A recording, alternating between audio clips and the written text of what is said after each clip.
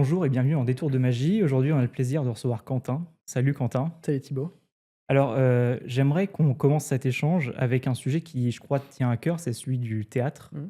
Est-ce que tu pourrais nous dire, la dramaturgie en général, tu as une chaîne Le Dramagiste, on en pourra en reparler. Est-ce que tu pourrais nous dire comment t'es tombé dedans, dans le théâtre? Et après, on parlera peut-être de la magie, mais Ouais, ouais, mais le théâtre, c'est le deuxième amour de ma vie, en fait. ok, Voilà, le premier étant la littérature, mais c'est le deuxième amour de ma vie et en fait, ça s'est fait assez simplement et assez naturellement et un peu aux dépens de ma mère, qui a dû se lever les samedis matins pour m'emmener sur les sessions. C'est-à-dire que, en fait, il y a des gens qui sont passés dans notre salle de classe, quand j'étais en sixième et ils ont fait: «Oh, on fait un atelier théâtre, ça vous dit, qui veut s'inscrit?» Je me suis inscrit, puis c'était le samedi matin à 8h. ok. Et du coup, pendant des années, ma mère a dû m'emmener le samedi matin à 8h au théâtre. Et au moment où j'ai fait la 1 pièce, qui était une pièce, tu sais, en mode collégienne, jouée, un peu écrite, avec les moyens du bord et tout, voilà, c'était rien de fou.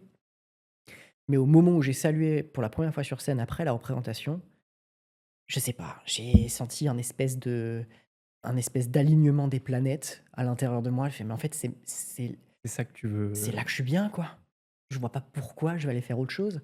Et là où il y avait une zone de flou un peu avant sur qu'est-ce que j'ai envie de faire? Parce que j'étais pas bon à l'école moi, j'ai redoublé 3 fois donc enfin, tu vois, je suis pas du tout qu'est-ce que je vais faire de ma vie et tout machin. Au moment où je me suis retrouvé sur les planches, ça a fait sens en fait. Il y a une espèce de lumière qui est venue du ciel, qui a fait: «Oh Quentin, tu es Tu là». trouvé ta voie. C'est ça, alors qu'en fait c'était un projecteur, c'était pas du tout une lumière venue du ciel. Mais c'était vachement bien quoi, enfin c'était fou. Et quand est-ce que tu as commencé, du coup, à lier la magie avec le théâtre? Ben, déjà, ce qu'il faut savoir, c'est que j'ai commencé la magie 10 ans après avoir commencé le théâtre. Ok, donc tu as d'abord fait le théâtre, tu as fait tes Donc armes sur le théâtre. ah ouais, donc j'ai des bases, en termes d'études, très sérieuses, de pratique théâtrale, vraiment, un conservatoire, enfin Ok, voilà. tu as fait le Ouais, ouais, conservatoire ouais, ouais, et j'ai fait le conservatoire, des horaires aménagés à la fac et tout, bref, il y avait beaucoup, tu vois? Et j'ai fait un bac spécialité, théâtre. Enfin, donc bon, bref. Et heu et j'ai ensuite découvert la magie, mais dans un sens très classique, avec des tours de cartes, avec des choses comme ça, tu vois? Comme on commence tous, en fait, et c'est hyper intéressant à plein d'endroits, mais je l'ai pas tout de suite lié à la magie. Parce que ok. moi, je l'ai pas tout de suite lié au théâtre, pardon. Parce que moi, la magie a comblé un besoin de reconnaissance que j'avais pas eu. Et du coup, quand je faisais de la magie, je le faisais vraiment au sens littéral pour impressionner les gens qui étaient autour de moi, tu vois? Mais c'était vraiment un besoin d'un gamin de 17 ans qui avait besoin de se «Aimez-moi», quoi. Il y avait ce Ouais. truc-là. Heu et c'est seulement, au bout de, je dirais, 7 ans de magie, de pratique, que je me suis dit: «Attends, peut-être un truc à faire quand même là». Entre ta passion pour la littérature, ta passion pour les mots, ta passion pour le théâtre, la mise en scène, la dramaturgie, l'écriture, l'échange, le fait de faire passer les messages et ce que tu fais toi, dans ta pratique magique. Et en fait, cette réflexion-là a shifté complètement ma pratique et a tout transformé dans ma façon de faire. Et c'est devenu, depuis, un deuxième alignement des planètes dans ma vie. Parce que je me dis: «Mais en fait, c'est génial parce que je ne fais plus quelque chose parce que j'ai un besoin de reconnaissance, mais je fais quelque chose parce que moi, j'aime ce que je fais». Et tu sais, c'est comme tout, quand tu discutes avec un passionné sur un sujet, tout de suite les autres, se sentent attirés par ça. Bien passionné aussi. C'est ça. Et du coup, je me suis dit: «Waouh, c'est Et vraiment ça qu'il faut faire». qu'est-ce qui avait la magie de plus que le théâtre finalement?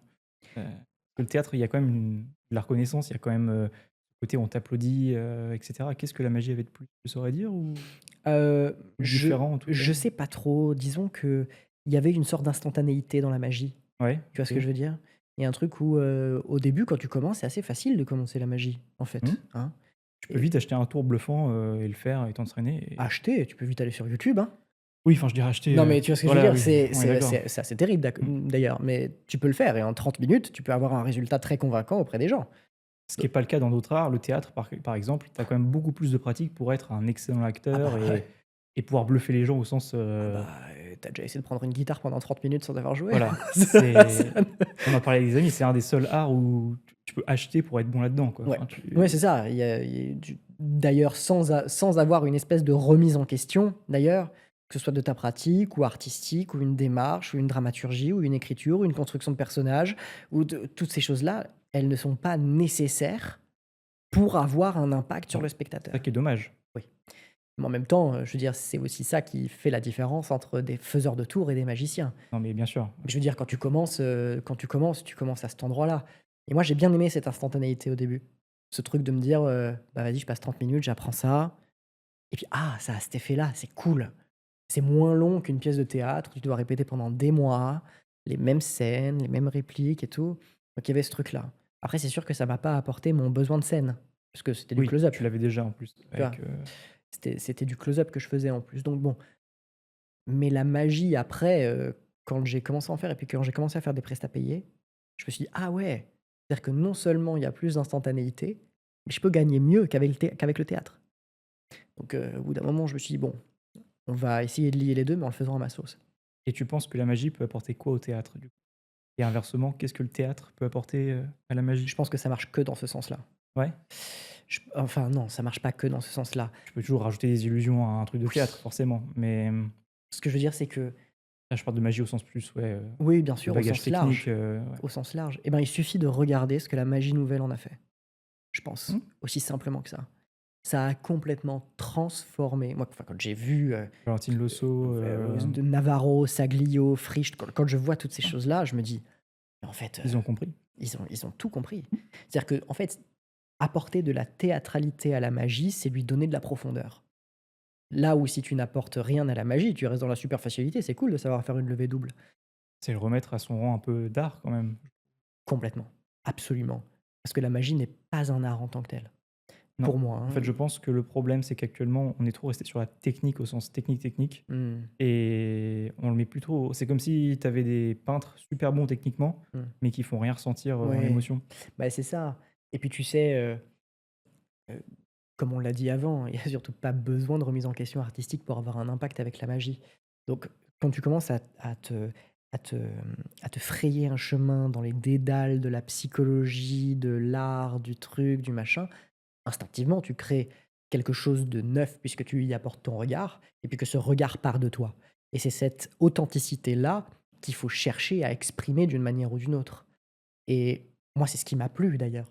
À partir du moment où j'ai arrêté de faire les tours des autres avec les boniments des autres et que j'ai commencé à essayer de créer des choses ou à reprendre des choses qui existaient déjà mais en y apportant ma touche théâtrale ou des choses comme ça, bah, ça a tout de suite transformé et même les gens n'avaient plus la même appréciation. Ouais, le regard a changé? Complètement. Mais parce En quoi? Comment il alors en a bien, déjà, ouais, c'est déjà pas mal. c'est déjà bien. Il a changé en tout parce qu'en fait, tu as une incarnation artistique. Le problème qu'on a en magie, quand tu fais un tour à quelqu'un ou même quand tu vends une prestation, souvent le premier palier, le 1er obstacle vers lequel il faut, essayer de franchir là, c'est la ringardise qui est inhérente à l'image que les gens ont de la magie. Oui, d'accord. C'est un Quand enfer. tu dis: C'est-à-dire «Tu es magicien», c'est ah, enfin, oui, la mon réaction est notre 1er travail, j'ai l'impression, c'est même pas de convaincre la personne que notre magie est bonne, c'est de la persuader qu'on n'est pas ringard. C'est la première des choses. Mais pourquoi est-ce que les gens pensent qu'on est ringard?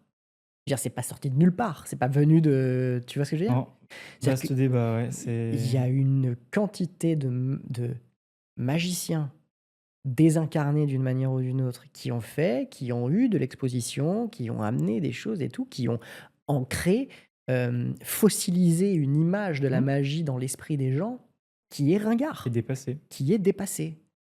Alors bon, faut bien aussi remettre les choses dans leur contexte. Je veux dire, à l'époque où ça se faisait, certainement que c'était innovateur. Mais aujourd'hui, dans notre époque à nous, bah, il y a des gens qui continuent à faire ce genre de choses et on n'y est plus du tout. Mais je pense que ça se fait avec le temps aussi. C'était tellement neuf à l'époque et aujourd'hui, c'est tellement plus neuf du tout et il y a tellement besoin que ça s'affine à tous les endroits, Avec le temps, mais je pense qu'on a beaucoup de retard. énormément.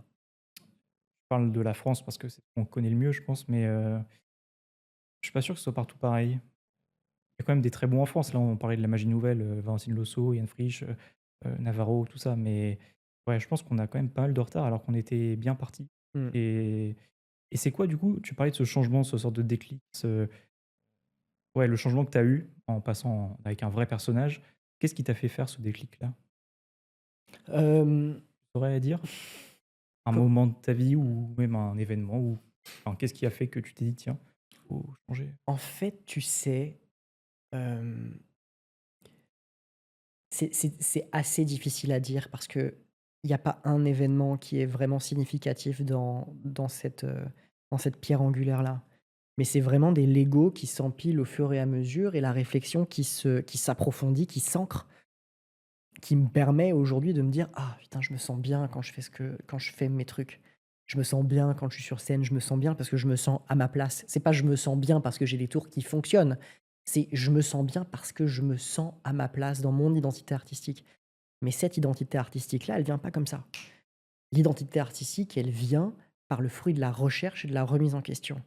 Dans la remise en question, tu as évidemment tout ce que toi tu es, tout ce que tu incarnes naturellement dans la vie de tous les jours, tu vois? Même au-delà de la magie, hein, juste dans ta personnalité. Tu es quoi? Tu es introverti? Tu es extraverti? Qu'est-ce que tu as envie d'être? De quoi tu as envie de parler? C'est quoi les sujets qui te touchent? Qu'est-ce que tu as vécu qui te donne envie de parler de ça? Tu vois? C'est ce truc-là. Et puis dans la recherche, ça concerne tous les arts annexes à la magie. Aller au théâtre, au ciné, voir de l'architecture, des musées, des S'inspirer d'un peu expos, de des tout, ouais. concerts, des trucs.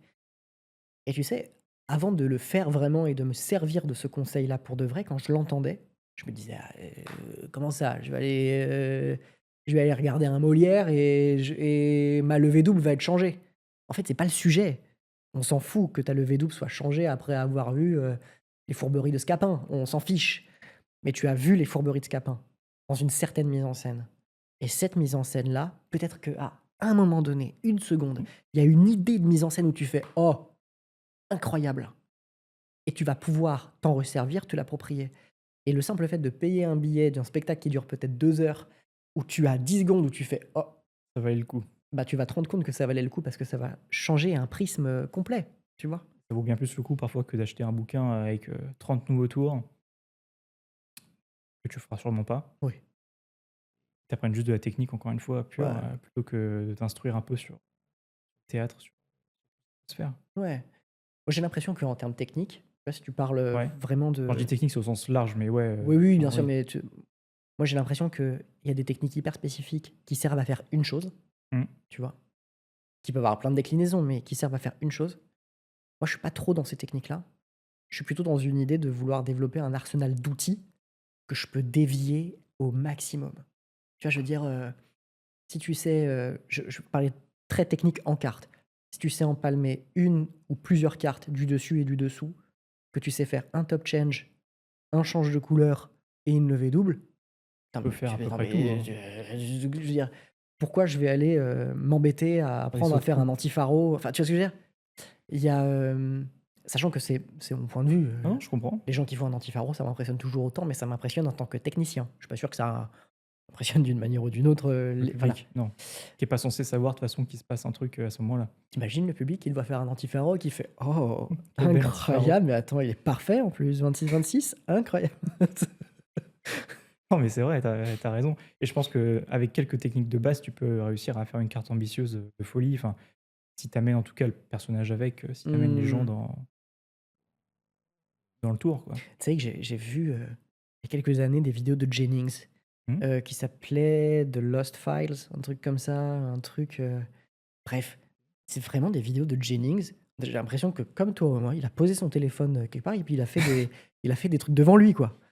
Et genre, c'était fou parce que il faisait un tour et puis à un moment donné, j'ai pas capté et je me suis fait avoir par une levée double que j'avais pas capté et j'ai fait: «Non, tu pas sérieux? Tu m'as fait une levée double dans la gueule et je l'ai pas vue?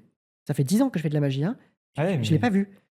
Et c'est là que tu te dis: on sous-estime le pouvoir parfois de certaines techniques. «Non mais c'est horrible, c'est horrible». D'autant que plus qu'une levée double, c'est extrêmement difficile à faire. C'est une des techniques de base, mais Bah, il faut bien la faire. Enfin, en tout cas, une vraie que très bonne levée j'en double. vois certains qui en font une techniquement qui est bien, mais par contre qui a aucune logique Oui, dans la prise. Enfin, tu te dis, on voit rien, mais on se doute d'un truc. On on est sent complètement d'accord.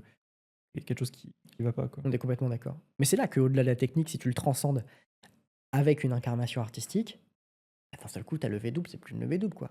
C'est toi, Qui retourne une qui carte. retourne une carte. Et c'est plus: «Oh, j'ai retourné 2 cartes». Non, non, en fait, on s'en fiche que tu retournes 2 cartes. Le spectateur doit même pas le savoir normalement. Non, c'est le spectateur, il passe un moment avec, ton set de cœur qui se transforme en 3 de pique ou il passe un moment avec toi. Il faut favoriser ce truc-là. Et justement, là, par rapport à tout ce qui est théâtre, et cetera, tu as choisi justement d'assumer, on va dire, ce théâtre et ce lien entre théâtre et magie, puisque tu as eu le Dramagiste, qui est une chaîne qui existe toujours et on vous invite à aller la voir. Est-ce que tu peux nous raconter un peu l'histoire de ça, d'où est né le dramagiste? Alors le dramagiste est né à l'époque où j'ai commencé la magie, parce qu'en fait, on avait créé, une espèce de mini compagnie de théâtre qui était tout sauf officielle, OK, et qui s'appelait la Dramagie Compagnie. OK, Et c'était créé avec un ami à moi, qui s'appelle Lionel, que je salue et drama de dramatique ou de dramaturgie, donc de théâtral et puis magie de j'imagine. magie comme son nom l'indique et donc on avait créé ce truc-là et puis on s'amusait à dire qu'on était des dramagistes OK, et en fait, avec les années, je me suis dit: «Mais ça sonne bien ce truc-là», en fait et du coup, c'est resté mon nom de scène, c'est resté mon nom, partout sur les réseaux aujourd'hui et du coup, je m'appelle encore le dramagiste aujourd'hui et c'est une espèce d'incarnation artistique qui me plaît parce que ça me remet vraiment à la place du théâtre et de la magie, si tu veux. Voilà. Donc ce truc-là est né comme ça. je trouve que ça te résume bien. Enfin, je veux dire, Ouais. c'est hyper bien comme mot. Et alors, c'est très, très drôle parce que j'ai j'ai des discussions avec Marco B parfois et Marco moi je suis pas un grand dingue de Tamariz. J'aime pas Tamariz. Si je suis tout à fait honnête, c'est unpopular opinion, mais je n'aime pas Tamariz. Et je j'ai pas lu ses livres, j'arrive pas, je m'y reconnais pas, je machin et tout. Et Marco me dit: «C'est du très haut vol, tu devrais lire». Évidemment qu'il a raison. Et il m'a envoyé une page de Tamariz où il évoque, lui, un art qu'on devrait appeler la dramagie. Et il l'évoque, alors que je l'ai pas soufflé à l'oreille de Tamariz, hein, faut me croire. Alors que j'aurais pu, mais faut me croire. Je n'ai pas soufflé à Tamariz l'idée de dramagie, mais il l'évoque dans son truc, comme si c'était un terme, tu vois? On pensait avoir fait un néologisme, mais en fait pas du tout. Et ouais, ça me résume bien. Du moins, je me sens bien dans cette incarnation du dramagiste. Ça me plaît bien, voilà. Et tu as même fait une chaîne YouTube et sur laquelle tu as fait des interviews Ouais, pendant un certain temps. ouais. Est-ce que tu peux nous parler de ça un peu, des interviews que tu as réalisées en tant Ouais, que scène? c'était, moi je lisais pas de livres de magie à l'époque et ça me saoulait et j'avais envie de en parallèle, de pouvoir rencontrer des magiciens. OK. Parce que j'étais pas à Paris, tu sais, moi je viens de Mmh. Strasbourg et tout, donc non pas qu'il y ait pas de magiciens à Strasbourg, mais bon, tu as quand même une grande majorité des gens qui sont à Paris ou un peu étalés Ouais, bien partout. sûr. Et en fait, je me suis dit: «Mais attends, si je crée un endroit pour donner la parole à ces gens, ça va me permettre de les faire parler. Ils vont accepter parce qu'ils vont être affichés sur une chaîne et que ça fait une interview en plus et que c'est cool. Moi, ça va me permettre de les rencontrer sincèrement parce que ça m'intéresse vraiment et puis ça va me permettre de le partager à une communauté». Donc en fait, tout le monde est gagnant Bien sûr, ouais. sur toute la ligne. Et surtout, c'était venu à un moment où il y avait pas d'interview de magicien. En fait, c'est pas qu'il y en avait pas, c'est que tu avais soit les interviews de Timothée, 14 ans, qui faisait une interview de 20 minutes, soit de l'autre côté du prisme, tu avais les bonnes interviews, mais de virtual magie, mais où ça dure 4 heures et où c'est extrêmement long. Ouais, c'est pas que des interviews, mais tu as compris. Ouais, bien sûr. Ça dure 4 heures. Je dis: «Mais en fait, Entre 2, il y a pas d'entre-deux, il y a pas d'interview d'une heure où on met le magicien en avant et où on pose des vraies questions, deep, quoi». Et donc j'ai contacté Alexandra Duvivier, c'est la première à avoir accepté. Et après, à chaque fin d'interview, on me faisait des recos pour le suivant, donc on me faisait des ponts. Et donc aujourd'hui, il y a 32 interviews de minimum 1 heure, sur la chaîne YouTube Le Dramagiste, avec quasiment tous les plus grands noms francophones, Oui, il y a des beaux noms. quasiment. Et il y en a 2 en anglais. Il y a Christopher Carter et Tobias Dostal, en anglais. Mais là, le format est arrêté. Parce que ça me prenait du temps et que ça me saoulait et que je le faisais depuis le Covid et j'avais envie de passer à autre chose, tu vois? Mais elles sont toujours là et elles resteront là et c'est important et parfois même moi, je me retrouve à aller réécouter les interviews, pas parce que je suis mégalo et que j'aime écouter mes Non, questions, mais elles sont mais factuellement, bien. parce Enfin, que les interviews sont vraiment, vraiment cool et que, premier degré, tu repars de là avec des vraiment avec des points de vue, des connaissances, que tu sois d'accord ou pas avec le magicien. Moi, j'ai interviewé des magiciens avec lesquels je n'ai pas la philosophie et avec lesquels je partage la philosophie. génial, ouais. Mais tu vois, tu as aussi bien, du Carlos Vaquera, que du Philippe Molina, que du, je sais pas, que du J'ai Yves j'ai Carbonnier. écouté Mathieu Biche, Tu Mathieu Biche, bien sûr. Tu as plein, plein, plein, plein, plein. Et Tobias Dostal, c'est incroyable, hein. Donc, c'est, c'était important pour moi de pouvoir leur donner la parole. Non pas qu'ils ne l'avaient pas, mais de alors ils l'ont, mais bizarrement, c'est pas les plus médiatisés. ouais. Là, je parle de Mathieu Biche, il fait peu de conférences, peu d'interviews, peu Mmh. de mais ceux que tu as cités aussi, enfin finalement, Tobias Hostal maintenant un peu plus avec, ce qu'il a sorti, mais ils sont connus du monde de la magie, mais bizarrement, on n'a pas trop de d'interviews, pas trop de trucs d'eux? Ils parlent pas Mmh. beaucoup? Ouais. Et puis si on a des interviews, souvent c'est assez succinct pour la sortie d'un produit Oui, c'est ça. ou des choses comme ça C'est et des puis interviews en mode, tu commencé la magie quand? Tu enfin des c'est trucs, ça. c'est intéressant, mais je veux dire ça Bah, là, c'était l'occasion de sortir justement de ce sentier-là. Ils avaient rien à promouvoir et du coup, ça fait qu'on peut parler d'autres choses, tu vois? Et puis après s'ils avaient des choses à promouvoir, bon, on en parlait brièvement, mais c'était vraiment pas le sujet. Parce que l'expérience magique, s'il y en a une, pas toujours le cas, hein, mais s'il y en a une, elle est valable et elle mérite d'être écoutée, qu'on soit d'accord avec ou pas. Et au moins, si on n'est pas d'accord, on saura pourquoi on n'est pas d'accord. Et c'est toujours mieux que de dire: «Lui, je l'aime non. pas». Tu vois, un petit peu comme je fais avec Tamaris. C'est-à-dire je n'aime pas, mais j'en ai lu aucun. Donc il y a un peu un truc où je suis le bon, je suis le c'est l'exception qui confirme la règle dans ma pensée, tu vois? Mais Oui, au moins tu en as conscience, je pense. oui, oui, complètement. Mais on vous invite à aller voir, la chaîne, on va la mettre en description, elle est vraiment franchement, c'est génial ce que tu as fait C'est et très gentil. on vous invite tout le monde à aller voir les interviews, que tu as faites et justement sur les réseaux sociaux, tu es même actif, là, tu es plus actif sur YouTube, mais tu es actif sur, Instagram notamment, Ouais. avec ton compte. Tu fais Ouais. des créations un peu originales, tu crées des routines et tu les filmes. Ouais, alors tu vois, c'est trop marrant parce que moi, j'ai pas l'impression de créer des routines, quoi. Pourtant, Mais sincèrement, hein, moi, je me dis juste: «Oh, visuellement, c'est marrant, viens, je fais ça. Comment je l'amène? Je fais ça». Et vraiment, souvent, les vidéos, j'ai l'idée en 1 minute. Je construis la routine en 3 minutes et c'est filmé dans la demi heure qui suit, quoi et je le poste et c'est bien, hein, c'est pas mais elles du sont tout très bien, ouais. je dis pas du tout ça dans un esprit de: «Oh, putain, j'ai l'idée, hop, je crée un machin, je filme et c'est facile». Non, non, pas du tout, mais tu sais, bah, tu vois, par exemple, là, on en parlera tout à l'heure, mais les routines qu'il y a dans le bouquin qu'on va publier ensemble, elles ont littéralement pris des mois à être créées et je trouve qu'elles ont une légitimité d'exister parce que la qualité Tu as mis de la de la sueur dedans, de la routine est corrélée directement au temps et à la sueur et aux réflexions que j'y ai passées.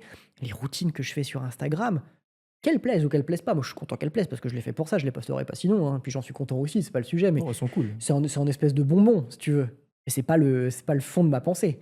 Hem, Ah, donc tu en as quand même qui sont deep, hein. Enfin, je veux dire, pas juste, un change de carte et basta, quoi. oui, Moment où tu parles vraiment, tu fais vraiment te ta magie, quoi, c'est vraiment cool. ouais, ouais, ouais, ouais et c'est toujours un peu bizarre parce que quand les gens me disent: «Ah, c'est bien et tout machin», ça arrive, je suis toujours un peu contraint de leur dire: «Ouais, mais on n'est même pas proche de ce que j'aime faire pour de vrai là». C'est-à-dire je le fais parce que ça me fait plaisir et que c'est marrant et que j'ai l'âme d'un cartomane et que ça me voilà, mais en vrai de vrai, la magie qui me parle moi, elle passe pas du tout sur les réseaux, pas du tout. Ouais, elle passe en vrai, Elle passe en vrai, ça marche pas sinon, tu vois? Et d'ailleurs, j'aurais même pas tant envie que ça de la poster sur les réseaux parce que ça n'aurait pas de légitimité, pas d'intérêt, enfin voilà, parce que les vidéos seraient longues et tout. Mais c'est toujours marrant de dire aux gens: «Ouais, tu bien aimé ça, sache qu'on ne s'approche même pas à 2 de ce que de je fais dans la vraie de ce vie, que je de ce que je de ce vers quoi je tends et ce vers quoi j'ai envie d'aller», qui est une magie qui est pleine de sens de fond en comble et qui apporte vraiment un moment d'intimité avec les gens et duquel ils se sentent transformés et quand je dis transformés, c'est pas, «Oh, je vais faire une expérience avec les gens, on va faire une expérience». Non, quand je dis qu'ils se sentent changés, c'est qu'on va dans du mentalisme qui est profond, où on parle de sujets sérieux, où on demande aux gens de réfléchir aussi sur leur manière de penser de certaines choses et puis moi, ça me fait écho à des trucs aussi, donc ça m'encourage à réfléchir aussi. Mais c'est pas pour autant une magie qui se prend la tête. Dire les gens quand ils voient le tour, ils se disent pas: «Oh là là, le nœud au cerveau que je suis en train de me faire» et c'est pas ce qu'ils sont en train non, de c'est de vivre. l'émotion Ouais, qui c'est ça. C'est l'émotion qui vivent et le centre, ça doit être ça. Fait que bon, quand tu es sur Instagram, tu dois répondre à une dynamique, tu vois? Donc et tu conseillerais quoi aux magiciens qui débutent et qui veulent, avoir justement ça, qui veulent, faire plus que le tour du réseau social, et plus, quelque chose en vrai comme tu dis, essayer d'avoir une magie qui tu veux dire pour avoir le style de magie que pas j'ai forcément ton style de magie, mais en tout cas, se rapprocher de quelque chose de plus authentique, de plus quelque chose qui mmh, la 1re des choses, ce serait d'aller voir un psy, certainement. peut-être pour Heu, faire le point sur toi-même et ouais, voir, mais en fait, tu sais, je le dis comme une vanne, mais je le pense vraiment. C'est-à-dire je ça peut être, un premier pas vers essayer de se comprendre soi-même et voir, mais en fait, si tu veux, la création, c'est quoi? Pour le c'est quoi ton processus créatif voilà, d'ailleurs? c'est Ouais. ça. La création, c'est quoi? La création, c'est quelque chose qui part de soi. OK? Ça part du noyau, tu as une idée, ça vient de ta tête, de ton cœur, de ton ventre, on s'en fout d'où ça vient, mais c'est quelque chose que tu as envie d'exprimer qui part de toi. Bon, bah, que ça parte de toi, c'est bien, mais si tu sais d'où ça vient, Oui. c'est mieux. Et puis si une fois que tu as envie de le faire, tu sais comment le faire parce que tu sais comment tu es aligné avec le truc, c'est encore mieux. Mais pour ce faire, ben, les psys, c'est quand même pas si mal. Donc moi, mon processus créatif, il est hyper simple. Déjà, je suis rarement tout seul. Généralement, je suis avec, Sacha Duméry, On salue et qui qui est juste derrière la est juste caméra. derrière là, avec qui on passe littéralement des centaines d'heures en visio à débriefer des trucs, à essayer de comprendre des choses et à réfléchir et on part vraiment d'un imaginaire qui est poétique. On est tous les 2 heu, amoureux de la littérature, amoureux des mots, de la poésie, de l'émotion, de ce que ça peut convoquer. Donc on part vraiment de là. Souvent, c'est quelle émotion on a envie de faire ressentir au spectateur? Ou qu'est-ce qu'on a envie avec quoi on a envie que le spectateur reparte? Parce qu'on crée beaucoup d'effets aussi, où la résolution de l'effet ne se fait pas quand on est là, ou elle se fait après. Mais sur des gros 48 heures après, hein. Sur des gros, 48 heures, une semaine après, C'est trop bien. où les gens nous envoient un message en nous disant: «Ah putain, c'est bien!» et tu vois? On a vraiment ces trucs-là. Donc on a vraiment une position de recul parce que on n'est jamais dans une réflexion de: «Il faut que la technique me satisfasse le besoin égotique de savoir faire mon anti-faro parfaitement parce que, oh là là, je sais faire un anti-faro parfaitement». Ce n'est jamais la réponse. La réponse est toujours l'émotion et qu'est-ce qui lui sert au mieux? Donc ça, c'est notre réflexion. Hem, Si tu prends, hem, du Sang bleu et des étoiles, par exemple, on est systématiquement parti d'une question, OK? Comme on fait que des routines de mentalisme, on s'est dit: «Quelles sont les questions qui sont intéressantes à poser au spectateur?» Sachant qu'aujourd'hui, dans le mentalisme, les questions souvent qui reviennent le plus, c'est: «Quel est ton fruit préféré?» Ta hem, couleur préférée «Ta couleur ou ouais. préférée?» Vas-y, pense à une couleur là, Thibaut, au hasard? Du bleu? Non mais c'est souvent ça.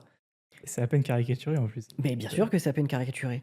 Il y a un des effets de Du sang bleu et des étoiles. La question qu'on s'est posée avant de créer le tour, c'est: quelle est la phrase que tu n'as pas entendue étant enfant, que tu aurais aimé entendre et que tu aimerais encore entendre aujourd'hui? On part quand même pas tout à fait de la même base. Mais c'est pas, je veux pas faire de jugement de valeur. Si, un peu. Non, mais c'est Mais ton avis sur la question et oui, je oui, pense bien sûr. qu'il C'est y a quand même une part de vérité. Enfin, je veux dire, oui. forcément, tu Mais en partant de là, tu peux pas faire transmettre des émotions, enfin, tu peux pas transmettre les mêmes émotions si tu prédis enfin, si tu devines une couleur et si tu c'est sûr, devines, non, c'est sûr. ouais.